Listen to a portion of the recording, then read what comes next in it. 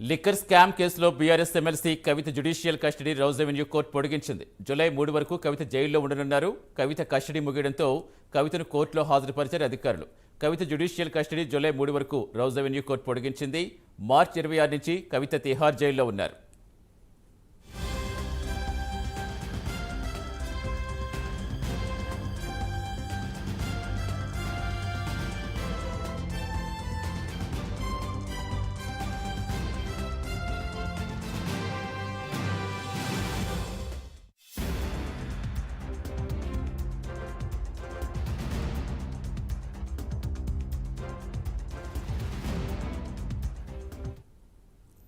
కవిత judicial custody July 3 వరకు పొడిగించింది. Court పూర్తి సమాచారం ఇచ్చేందుకు మా కరెస్పాండెంట్ కుమార్ జరుగుతున్నారు. కుమార్, ఇంకా ఏం చెప్పింది court? Thank you Satish. BRS MLC Kavitha judicial custody అయితే ప్రస్తుతం రౌజ్ రెవెన్యూ కోర్టు అయితే పొడిగించింది. ముఖ్యంగా జూలై 3 వరకు కూడా ప్రస్తుతం జ్యుడిషియల్ కస్టడీని అయితే పొడిగించడం జరిగింది. ఏదైతే కవిత కస్టడీ ముగియడంతో ప్రస్తుతం కవితనైతే కోర్టులో అయితే హాజరుపరిచారు.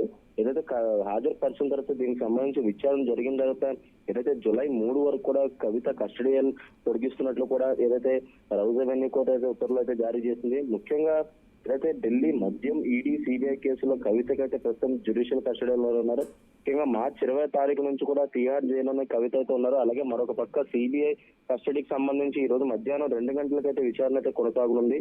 ముఖ్యంగా ఏదైతే ఢిల్లీ లిక్కర్ స్కామ్ లో ఇప్పటికీ సౌత్ లోకి కీలకంగా కవిత వ్యవహరించినట్లు కూడా ఇప్పటికే ఈడీ సిబిఐ కూడా ఆరోపిస్తుంది. ఈ నేపథ్యంలోనే జూలై 26 నుంచి కూడా తిహార్ జైల్లోనే కవిత అయితే ఉంది. పలుమార్లు ఏదైతే కస్టడీ తీసుకొని విచారణ అయితే జరిపారో ఆ తర్వాత కవిత కూడా తన బెయిల్ కావాలంటూ కూడా అయితే కోర్టుని, హైకోర్టుని, అలాగే ఏదైతే సుప్రీంకోర్టు కూడా పిటిషన్ వేయడం జరిగింది. ఈ నేపథ్యంలోనే ఇప్పటికీ బెయిల్ అయితే తిరస్కరించడం జరిగింది. ముఖ్యంగా ఏదైతే కవిత జ్యుడిషియల్ కస్టడీ అయితే ముగియడంతో ప్రస్తుతం ఈ రోజు అయితే రౌజ్ రెవెన్యూ కోర్టులో అయితే అధికారులు అయితే హాజరుపరిచారు. ముఖ్యంగా హాజరుపరిచిన తర్వాత దీనికి సంబంధించి విచారణ జరిగిన తర్వాత జూలై 3 వరకు కూడా ప్రస్తుతం ఆ జ్యుడిషియల్ కస్టడీని ఇంకా పొడిగిస్తూ కూడా రౌజ్ రెవెన్యూ కోర్టు అయితే ఆర్డర్స్ జారీ చేసింది. Satish, right, thank you Kumar.